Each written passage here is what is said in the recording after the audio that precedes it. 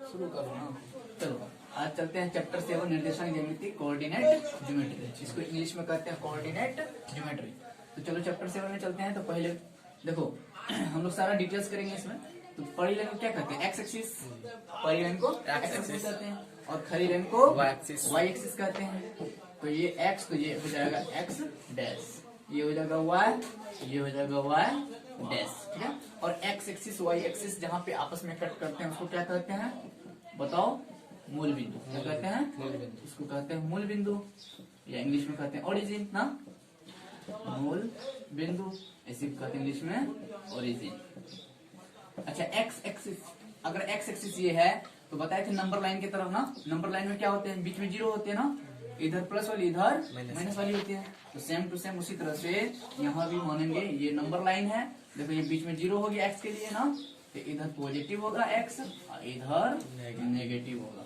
इसी तरह से वाई के लिए भी वही बात होता है ना, तो ऊपर वाली पॉजिटिव नीचे वाली नेगेटिव होता है। तो ये पॉजिटिव और नीचे वाली नेगेटिव हो गया, ठीक है। अब देखो ये एक्स एक्सिस और वाई एक्सिस, इस पूरे प्लेन को कितना भागों में बांटा है? 4 भागों में ना, पहला दूसरा तीसरा चौथा। इसको पाद भी कहते हैं, इसको हम कह सकते हैं प्रथम पाद। प्रथम पाद इसको कहते हैं, द्वितीय पाद इसको कहेंगे, तृतीय पाद इसको कहेंगे, चतुर्थ पाद। चतुर्थ पाद। अब इसको देखो पूरे प्लेन को 4 भागों में बांटा है, पहला पाद दूसरा पाद तृतीय पाद चतुर्थ पाद ना। इसको इंग्लिश में कहते हैं first coordinate, second coordinate, third coordinate, fourth coordinate, या quadrant. First quadrant, second quadrant, third quadrant, fourth quadrant, quadrant कह सकते हैं, ठीक है। अब देखो अगर इस प्लेन का बात करें, इस प्लेन का बात करें, इस क्षेत्र का बात करें, तो इस क्षेत्र में देखो हम लोग जानते हैं ना किसी बिंदु का फर्स्ट निर्देशांक क्या होते हैं? एक्स, और दूसरा निर्देशांक क्या होते हैं? वाई। तो किसी बिंदु का पहला निर्देशांक एक्स होते हैं, दूसरा निर्देशांक वाई होते हैं। और एक्स क्या होते हैं? एक्स होते हैं वाई एक्सिस से दूरी। किसी बिंदु का एक्स निर्देशांक किस एक्सिस से दूरी होती है? वाई एक्सिस से। एक्स निर्देशांक वाई एक्सिस से दूरी होती है। देखो ये एक्स निर्देशांक है तो वाई एक्सिस से दूरी है ना। इसी तरह से वाई निर्देशांक क्या होते हैं? एक्स एक्सिस से दूरी होती है। कहां से होते हैं? देखो ये एक्स एक्सिस से दूरी होते हैं। ये वाई निर्देशांक हो गया, ये वाई वाई निर्देशांक एक्स एक्सिस से दूरी होती है। यानी ये पॉइंट है एक्स और वाई, तो एक्स निर्देशांक वाई एक्सिस से दूरी और वाई निर्देशांक एक्स एक्सिस से दूरी होती है, ठीक है। अब देखो प्रथम पाद में एक्स भी पॉजिटिव होती है, वाई भी पॉजिटिव होती है। प्रथम पाद में एक्स भी पॉजिटिव और वाई भी पॉजिटिव। देखो एक्स किसी बिंदु का पहला निर्देशांक एक्स होते हैं, एक्स पॉजिटिव है, दूसरा निर्देशांक वाई होते हैं, तो वाई भी पॉजिटिव है। अगर इस पाद का बात करें तो देखो किसी बिंदु का पहला निर्देशांक एक्स होते हैं ना, तो देखो एक्स क्या हो जाएंगे? नेगेटिव ना, और वाई क्या हो जाएंगे? पॉजिटिव। तो एक्स नेगेटिव और वाई पॉजिटिव हो गया।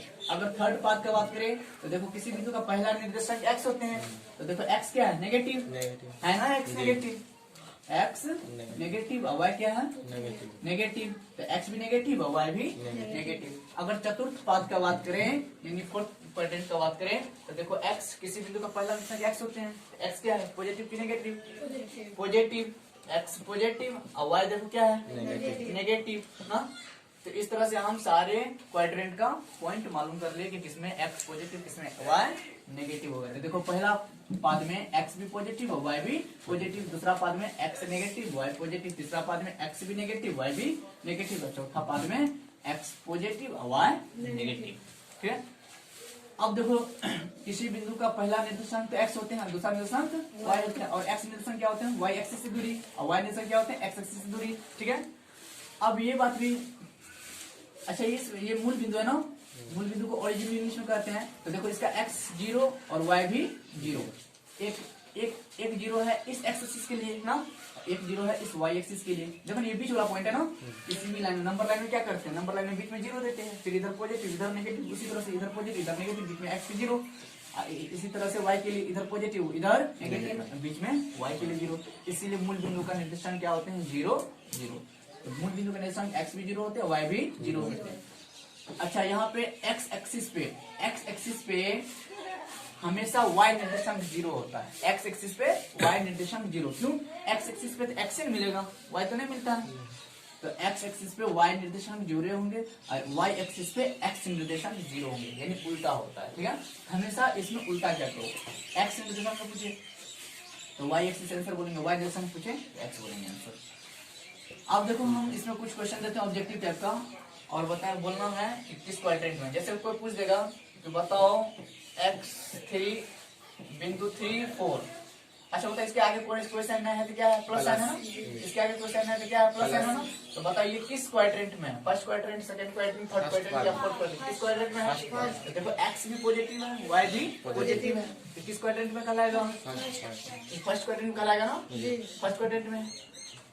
अच्छा इसी तरह से क्वेश्चन पूछ देगा बताओ x -3 और 4, तो बताइए यहाँ प्लस है ना, बताइए किस क्वाड्रेंट में है, सेकंड क्वाड्रेंट में।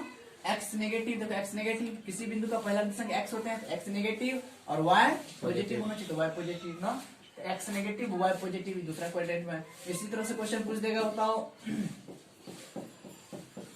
ये किस क्वाड्रेंट में है, थर्ड क्वाड्रेंट में, क्वाड्रेंट बोलेंगे इसको, पाद बोलो या इंग्लिश में क्वाड्रेंट बोलते हैं। तो x भी नेगेटिव y भी नेगेटिव, देखो x भी नेगेटिव y भी नेगेटिव, यानी दोनों माइनस में हो तो समझेंगे थर्ड क्वाड्रेंट। अगर इसमें बात करें तो x पॉजिटिव होगा ना, x पॉजिटिव y नेगेटिव। अच्छा ये समझ गया ना किस बिंदु, मतलब बिंदु को हम समझ सकते हैं कि किस पाद में है, बताओ। अच्छा एक बिंदु लेते हैं, जैसे मान लो एक बिंदु यहाँ पे ले लेते हैं, वो बोलेगा जैसे मान लो +9 -6, बोलेगा ये किस क्वाड्रेंट में, ये किस पाद में है, तो ये किस पाद में बिंदु है बता, तो x पॉजिटिव और y नेगेटिव ना। तो देखो x पॉजिटिव, अभी मत बोलना x पॉजिटिव, जैसे x पॉजिटिव आया तो तुरंत x एक्सिस पे जाएंगे ना, और पॉजिटिव वाला भाग में चले जाएंगे ना। x y नेगेटिव आया तो y एक्सिस पे चले जाएंगे, ऊपर छोड़ करके नीचे नेगेटिव ना। तो देखो x पॉजिटिव भी है और y नेगेटिव भी है, तो दोनों एक्सिस किस में है, इसमें ना, इसमें मिल सकता है ना दोनों आपस में। तो किस क्वाड्रेंट में, किस पाद में, तृतीय पाद में ना, चतुर्थ पाद में ना, चतुर्थ पाद में हो जाएगा।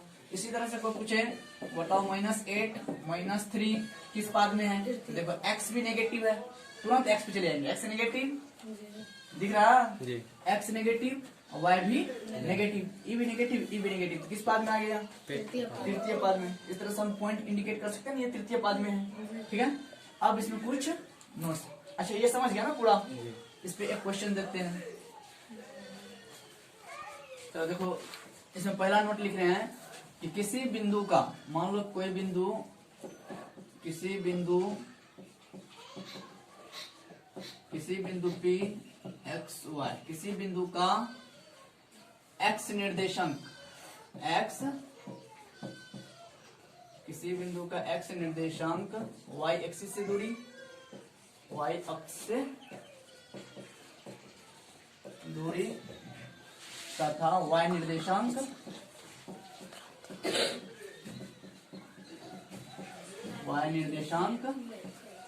x अक्ष से दूरी होती है ना, इसे पढ़ा चुके हैं ना, x अक्ष से दूरी होती है।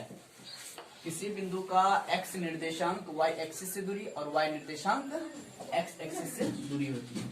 फिर दूसरा, x अक्ष पर y निर्देशांक क्या होते हैं, 0, x अक्ष पर y निर्देशांक 0 होते हैं, x अक्ष पर y निर्देशांक 0 तथा y अक्ष पर x निर्देशांक 0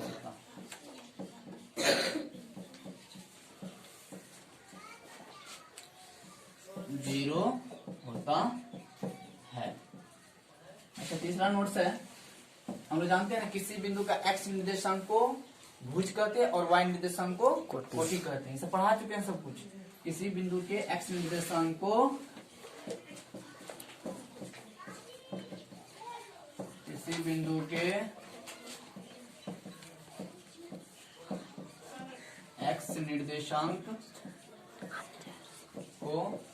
भुज, x निर्देशांक क्या कहते हैं, भुज तथा y निर्देशांक को कोटि कहते हैं,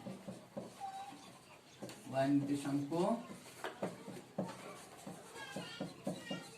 कोटि कहते हैं, ठीक है। जैसे एग्जांपल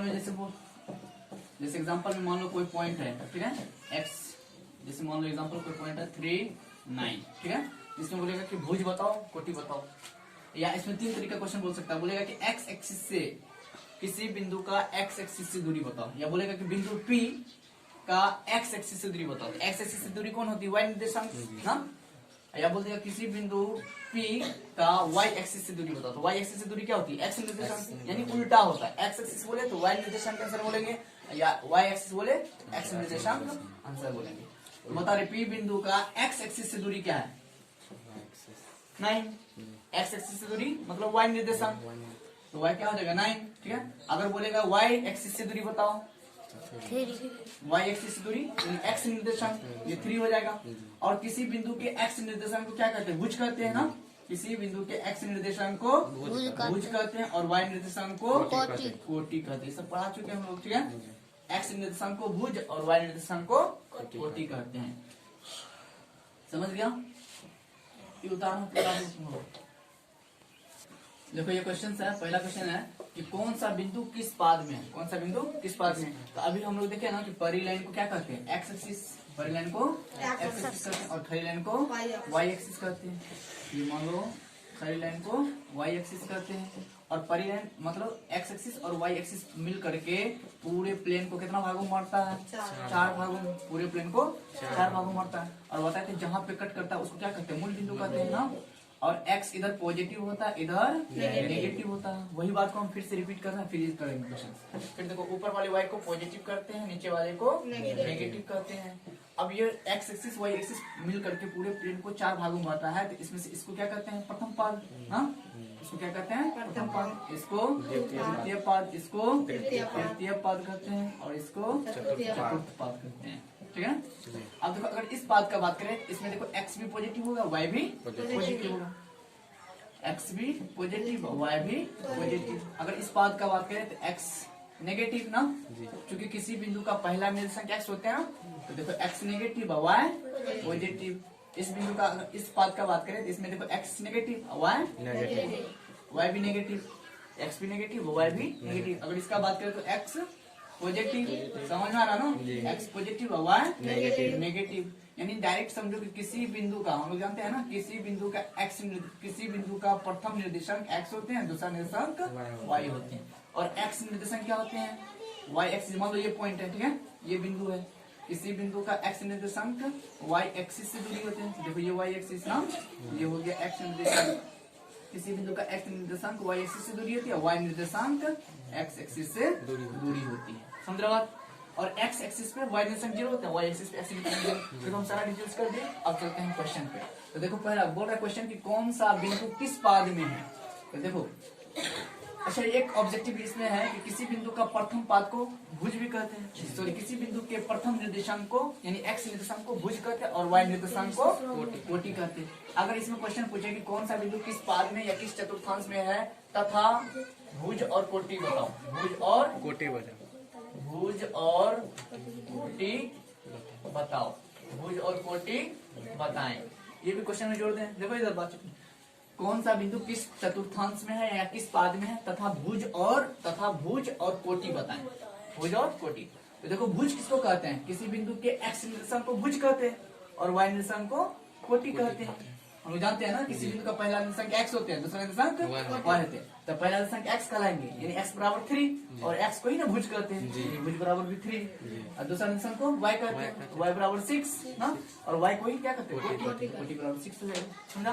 यानी x निर्देशांक को भुज और y निर्देशांक को कोटि कहते हैं। तो देखो, पहला क्वेश्चन हल करते हैं।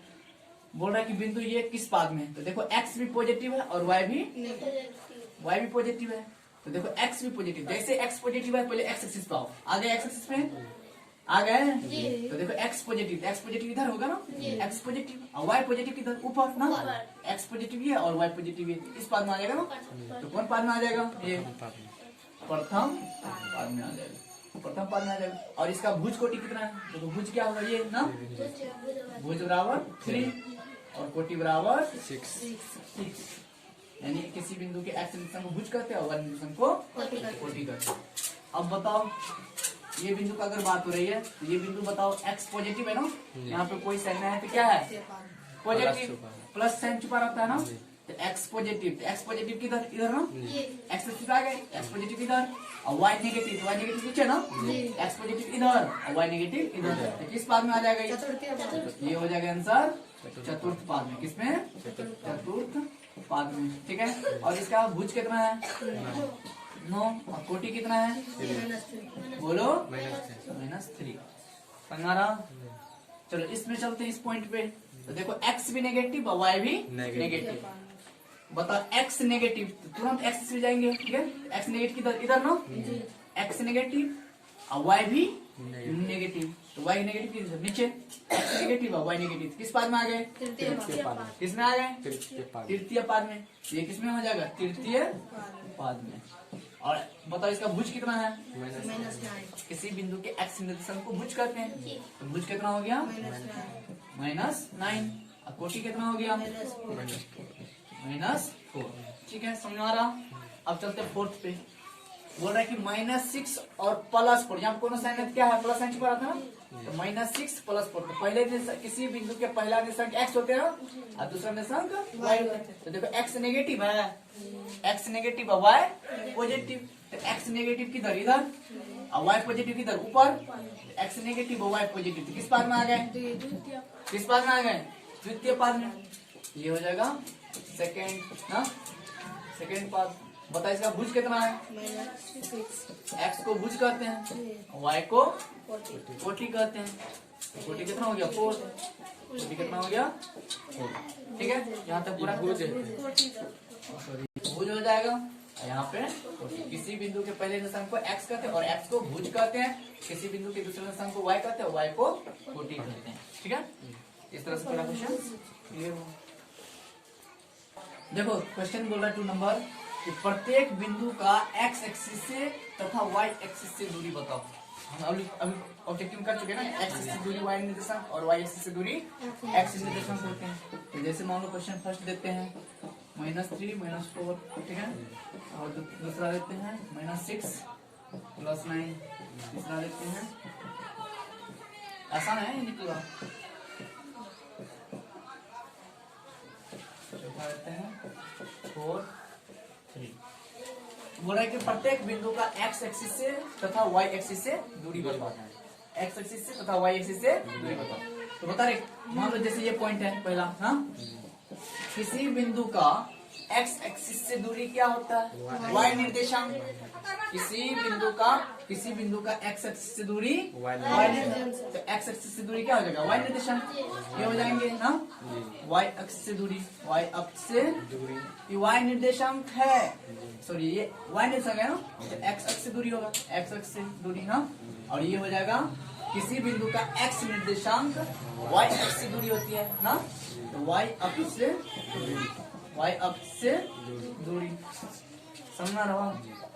अच्छा इस पॉइंट की बात करें, किसी बिंदु का x एक्सिस से दूरी, तो बता x एक्सिस से दूरी क्या हो जाएगा? x एक्सिस से दूरी क्या हो जाएगा? 9। x एक्सिस से दूरी y निर्देशांक, तो y निर्देशांक क्या है? 9। और y x एक्सिस से दूरी, x एक्सिस से दूरी 9 और y एक्सिस से दूरी -6, यानी उल्टा हो रहा है। निकालने का फॉर्मूला ये होता है ना, √x2 - x1 का whole square plus y2 - y1 का होल स्क्वायर। ये डायरेक्ट किए थे ना, लेकिन अभी हम लोग प्रूफ करके कैसे निकला वो निकाल करके करेंगे। तो देखो रे, मान लो ये पहला बिंदु है, क्या पहला बिंदु के निर्देशांक को x1 y1, दूसरा बिंदु है ये मान लो q, दूसरा बिंदु के निर्देशांक को x2 y2, दूसरा बिंदु है तो इसलिए 2 2 लगा दी, पहला बिंदु इसलिए 1 1 लगा दी। ठीक है, तो पहला p बिंदु ये हो गया, q बिंदु ये हो गया। इनके बीच की दूरी निकालना, ये निकालना p q कितनी दूरी होती है। ठीक है, तो देखो दूरी कैसे निकालेंगे। मतलब किसी बिंदु का x निर्देशांक y एक्सिस से दूरी होती है ना, अगर इस x1 का बात करें तो ये कहाँ से दूरी होगी? यहाँ से ना होगी ना, ये x1 हो जाएगा, यहाँ से यहाँ तक की दूरी। और y निर्देशांक y1 क्या हो जाएगा? x एक्सिस से दूरी ना, ये y1 हो जाएगा। समझ में आ गया? अगर इस बिंदु का बात करें तो किसी बिंदु का x निर्देशांक कहाँ से दूरी होती है? x एक्सिस से ना, कहाँ से दूरी होती है? x एक्सिस से। और y निर्देशांक कहाँ से होती है? बताओ, y एक्सिस से। y निर्देशांक कहाँ होती है? x एक्सिस से ना। किसी बिंदु का x निर्देशांक y एक्सिस से और y निर्देशांक x एक्सिस से। तो बताइए x2 हो जाएगा ना, और ये y2 हो जाएगा। समझ रहा बात? अब तुम ही सोचो, अगर इस लाइन को हम यहाँ पे मिला दें ऐसे करके, ठीक है। यहाँ पे अगर हम इस लाइन को मिला दें तो ये देखो, ये पूरा x2 है तो ये पूरा भी तो x2 हो जाएगा ना, नहीं हो जाएगा, ये पूरा हो जाएगा x2 यहाँ से लेके यहाँ तक। अगर ये x1 है तो ये भी तो पूरा x1 हो जाएगा ना, ये हो जाएगा x1। तो देखो x1 यहाँ से यहाँ तक, x2 यहाँ से यहाँ तक। तो अगर ये दूरी हमको मालूम हो जाए तो ये दूरी मालूम हो जाएगा ना, तो बताइए ये दूरी क्या हो जाएगा, पूरे में से इस x1 को घटा देते हैं ना, तो ये दूरी हो जाएगा हमको x2 माइनस x1 हो जाएगा। देखो ये पूरा था x2, ये पूरा x2 है तो भी x2 होगा ना, ये पूरा x1 है तो भी x1 होगा ना, ठीक है। अब देखो ये पूरे में से इस पूरे दूरी को घटा दो तो ये वाला दूरी निकल जाएगा, और जितना दूरी ये होगा उतना ही दूरी ये होगा, समझ में आ रहा हो।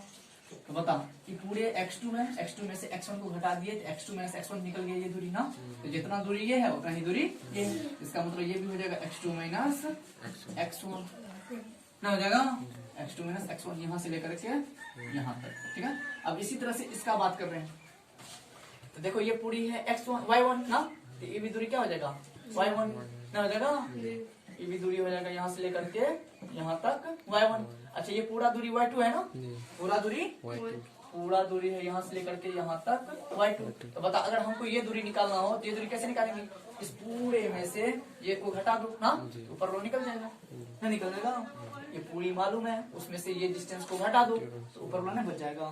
तो ऊपर वाला कितना निकल जाएगा बताओ, ऊपर वाला निकल जाएगा y2 माइनस y1। कौन सी दूरी है, यहाँ से लेकर के यहाँ तक की दूरी, ठीक है, यहाँ से लेकर के